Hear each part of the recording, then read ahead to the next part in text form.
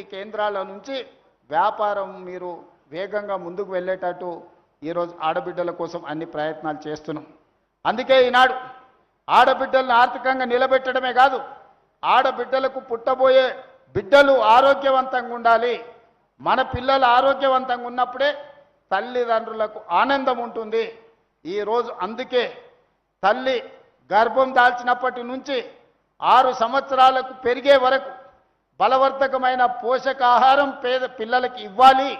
ఈరోజు వాళ్ళని ఆదుకోవాలన్న ఆలోచనతోని ఈ బాలామృత ఉత్పత్తి కేంద్రాన్ని ఈరోజు ప్రారంభించినాం. 100% న్యూట్రిషన్ ఫుడ్.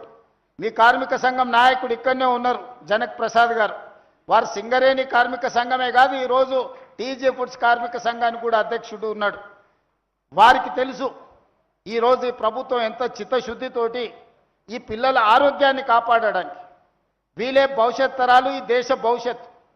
వీళ్ళ ఆరోగ్యాన్ని కాపాడినప్పుడు వీళ్ళను సొంత కాళ్ళ మీద నిలబడే విధంగా రాష్ట్ర ప్రభుత్వం తీర్చిదిద్దినప్పుడే నిజమైన తెలంగాణ, అభివృద్ధి చెందిన తెలంగాణ, ఆరోగ్యవంతమైన తెలంగాణగా మనం అవతరిస్తాం. అందుకే ఈనాడు ఈ పిల్లల కోసం ఒక మంచి కార్యక్రమాన్ని మా కార్పొరేషన్ అందరూ కలిసి ఇంత మంచి కార్యక్రమాన్ని ఏర్పాటు చేసిండ్రు. దీన్ని ఇంకా పాఠశాలల్లో గతంలో నర్సరీ కానీ, ఎల్కేజీ కానీ, యూకేజీ కానీ ప్రభుత్వ పాఠశాలల్లో లేదు. ముఖ్యంగా పట్టణాల్లో వలస వచ్చి పనులు చేసుకునే వాళ్ళ పిల్లలు చదువుకోవాలంటే ప్రైవేట్ స్కూళ్ళకు పంపించాల్సిన పరిస్థితి. వేలకు వేలు, లక్షలకు లక్షలు ఫీజులు కట్టలేక సంపాదించినంత మొత్తం తల్లిదండ్రుల కష్టమంతా అయితే విద్యకు లేకపోతే వైద్యానికి ఖర్చు పెట్టుకునే పరిస్థితి. అందుకే ఆలోచన చేసి ఈరోజు నర్సరీ నుంచి 12th క్లాస్ వరకు నాణ్యమైన విద్యను అందించడమే కాకుండా పొద్దున్నే లేచి పరిశ్రమలలో పనిచేసే తల్లులు పనికి వెళ్ళిపోతారు.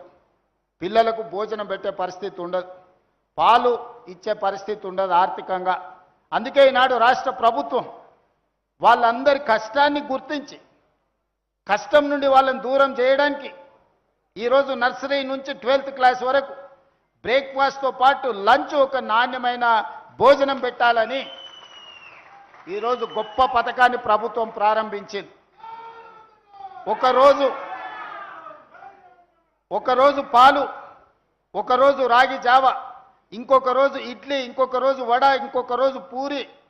ఇట్లా శ్రీమంతులు వాళ్ళ పిల్లలు ఏ విధంగా అయితే పొద్దున బ్రేక్ఫాస్ట్ చేస్తారో ఈరోజు పేదోళ్ళ పిల్లలకు ప్రభుత్వము ఈరోజు బ్రేక్ఫాస్ట్ కార్యక్రమాన్ని ప్రారంభించింది.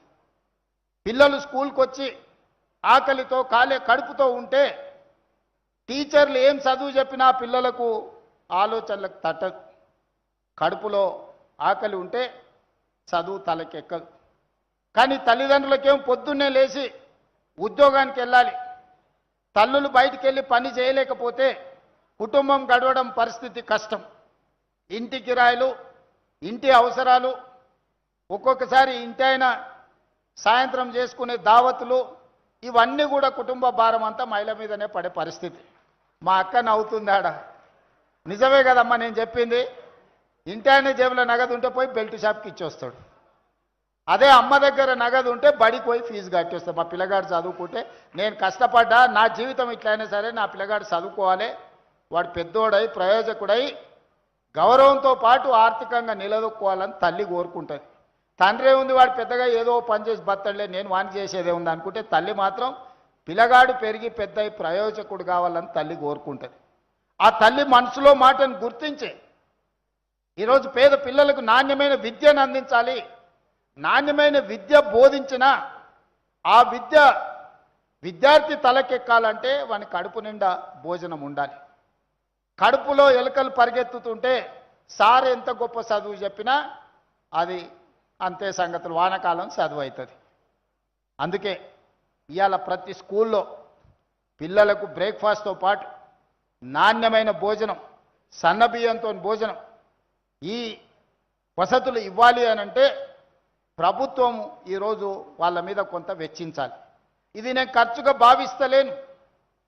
27,000 కోట్ల రూపాయలు దాదాపుగా ప్రతి సంవత్సరానికి ఈరోజు విద్యార్థుల మీద, చదువుల మీద నేను ఖర్చు పెడుతున్నా.